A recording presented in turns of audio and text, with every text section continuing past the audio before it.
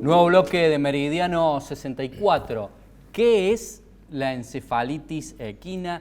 ¿Cómo se contagia? ¿La puede tener el ser humano? ¿Solamente los caballos? Este va a ser alguno de los temas que vamos a conversar con el magíster en salud pública. El especialista es amigo de la casa. Estamos hablando del doctor Oscar Atienza. Doctor Atienza, ¿cómo le va? Muy buenas noches. ¿Qué tal? ¿Cómo está, Gabriel? Como siempre, gracias por la invitación. Es un placer recibirlo, doctor. Bueno, queremos saber qué es la encefalitis equina, qué produce. Es una nueva enfermedad, en realidad no tan nueva. Fue erradicada de la Argentina por allá por el año 76, es decir, dejamos de tener casos. Y reapareció nuevamente ahora en los últimos meses, te diría, ¿no? Perdón, es porque sí. no se han vacunado los animales, no se han tenido sí, prevenciones. Mira, ¿Qué ha ocurrido? Nuevamente la vacuna en discusión. En el año 2016 deja de ser obligatoria la aplicación de la vacuna a los caballos. Un error, ¿no? Total. Digo, son enfermedades que tenés que tener siempre bajo control. Esta es una enfermedad que en realidad es una zoonosis, es una enfermedad que afecta a los animales si el hombre se contagia porque está en el medio, ahí en el tránsito. ¿Y le puede producir lo mismo al hombre? Exactamente lo mismo, y tiene una tasa de letalidad altísima, ¿no? De casi el 50%, incluso hasta del 70%. Es una enfermedad que la transmiten las aves son las portadoras de esta enfermedad. Cuando migran de un país a otro, trasladan la enfermedad, el mosquito las pica a las aves, pica a los equinos, a los caballos, todo lo que sean equinos y que tengamos cerca de nuestras casas, y luego el mosquito ese pica al hombre y es cuando le transmite la enfermedad. Si no existiera el mosquito, esta enfermedad como el dengue no existiría, ¿no? ¿Es solamente con la picadura o si la mosquito pone sus huevitos, esas nuevas larvas cuando nacen pueden contagiar a otra persona o es solamente con el mosquito? Es el mosquito que pica al animal enfermo, pica al ser humano y transmite la enfermedad. Es decir, solamente en ese caso. Bien, ¿son todos los mosquitos o la Aedes aegypti? No, hay es un pariente de la Aedes aegypti que se llama Aedes albifasciatus. Es otro tipo de mosquito el que transmite esta enfermedad. Es decir, no es el mismo del dengue. Hay cualquier cantidad de especies de mosquitos. Los que están un poquito más distribuidos a nivel de Argentina son estos dos. Ya esta enfermedad está distribuida en casi 15 provincias de la Argentina, hay más de 1.500 casos en equinos detectados, hay 15 personas ya enfermas y ya tuvimos el primer fallecido, ¿no? Bien. Doctor, otra de las consultas, ¿las otras mascotas también se pueden contagiar o es solamente el humano y el equino? Todos los animales se pueden contagiar. De hecho, el que mayor parte del traslado produce son las aves, los pájaros. ¿Sí? Los pájaros cuando migran de un país a otro van trasladando esta enfermedad, así es que sí, efectivamente cualquier animal puede enfermarse. ¿Cuáles son los síntomas? En los animales los vas a ver un poco decaídos, que cuando caminan lo hacen así casi deambulando, como si estuviera un borracho. En el ser humano se presenta como un cuadro gripal. Y ahí es donde se confunde con lo que es el dengue y con el COVID, porque lo que vas a tener es un malestar general, vas a tener dolor de cabeza muy fuerte, podés llegar a tener fiebre hasta 38 grados, es decir, hasta ahí pareciera ser un síndrome gripal común. Y es importante detectarlo porque una de las características de la encefalitis equina es que produce un tipo de meningitis, es decir, que afecta al cerebro. Por eso es que tiene una tasa alta de letalidad.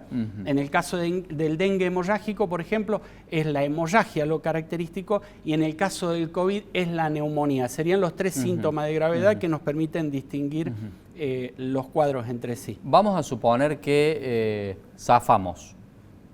¿Cuáles son las secuelas que deja? Porque está diciendo meningitis, usted, doctor, o algo similar a una meningitis. En todos los casos vas a tener secuelas, de todo tipo de secuelas relacionadas con el sistema nervioso. Es decir, te pueden quedar desde trastornos y problemas al deambular, al caminar, hasta problemas en el habla, porque tengamos en cuenta que es el encéfalo, el cerebro, lo que se afecta. Es decir, cualquier tipo de situación que la maneje el cerebro puede estar afectada y puede ser una secuela en el caso de la encefalitis. Te diría que la mayor parte son secuelas graves. Si no terminás muriendo, terminás con secuelas graves. Por eso es una enfermedad que hay que tenerla controlada, hay que vacunar a los equinos, eso tiene que volver a instalarse como obligatorio. No me diga, doctor, que las autoridades sanitarias todavía no volvieron a hacer que sea obligatoria la vacunación. No te lo digo. Hay una presión muy fuerte sobre algunos sectores, lo que pasa que en realidad es obligatoria, pero la tenés que pagar, y son vacunas costosas, ¿no? De todos modos, bueno, tampoco también, es que no habían en stock. Bien. Se han mandado a fabricar para poder tener un stock de muy poquitas dosis. ¿Se fabrican en nuestro país, vienen del extranjero? Sí, se fabrican acá en la Argentina. En ese sentido no hay ningún tipo de problema, pero se han mandado a pedir ahora para que se puedan fabricar y tener un stock de dosis para mantener controlada la situación. Si usted me permite, doctor, la vez pasada que usted vino aquí, 2 o 3 meses, no más, fuera del aire conversábamos y usted me dijo, vamos a volver a tener muchos casos de COVID-19, todavía no había llovido una gota, estábamos en una sequía espantosa, nos dijo, y si llueve vamos a tener el problema de los mosquitos. Estamos de nuevo con COVID-19, tenemos tantos mosquitos que no sabemos qué hacer. ¿Cómo va a pasar esto? Bueno, una vez más te lo dije, digo, esto iba a pasar. Porque las curvas epidemiológicas, digamos, dibujan comportamientos que son fáciles de predecir. De hecho, 6 meses antes yo te puedo predecir cualquier movimiento epidemiológico de cualquiera de estas enfermedades. El dengue era esperable que para esta época, ¿por qué? Porque empezábamos a tener lluvia. Y el pico de casos se lo espera entre el mes de febrero y mayo. Todavía el año pasado, todavía no. Y ojo con esta enfermedad, ¿no? Cuidado. Porque el año pasado, sin lluvias, casi sin mosquito, tuvimos 140.000 casos y 75 fallecidos. Este año, yo calculo que vamos a llegar a cerca de los 2 millones de casos de dengue, ¿no? 2 millones, 2 millones de casos. Entre 1 millón y 2 millones va a estar en el mes de junio. Un 5% de la población va a haber sufrido dengue. Sí, porque no se está haciendo nada para poder frenarlo. Y ojo, que cuando vos te contagias por segunda vez de dengue, y no es para asustar, simplemente para que la gente tome medidas. ¿Y estas maquinitas de humo que pasan? Eso no sirve para nada. Así. ¿Por qué? Porque para que eso funcione, tenés que hacer un trabajo sincronizado en toda la ciudad. Tenemos 400 barrios, no sé cuánta cantidad de cuadras tenemos, y tenés que cubrirlas de modo simultáneo a todas, y eso lo que hace es matar el mosquito en vuelo. También mata muchísimos insectos que son depredadores del mosquito, así es que no sé, hay que... ¿Y mata las abejas mejor. También? ¿Están en peligro de extinción? Sí, las puede matar. Abejas, avispas, todo insecto en vuelo puede llegar a ser afectado. Por eso es que tampoco es... Y además la campaña tiene que ser sincrónica en toda la ciudad. Bueno, es imposible hacer eso con el tamaño que tiene Córdoba, con el ejido municipal más grande del mundo. Olvídate, eso no sirve para nada más que para decir se está haciendo algo, no tiene ningún tipo de efecto. La mejor herramienta para erradicar el dengue es el descacharrado. Es decir, eliminar todo recipiente de agua limpia dentro de la casa, floreros y todo lo que tengamos, qué sé yo, alguna plantita que siempre tiene un tallo puesto ahí, eso hay que eliminarlo.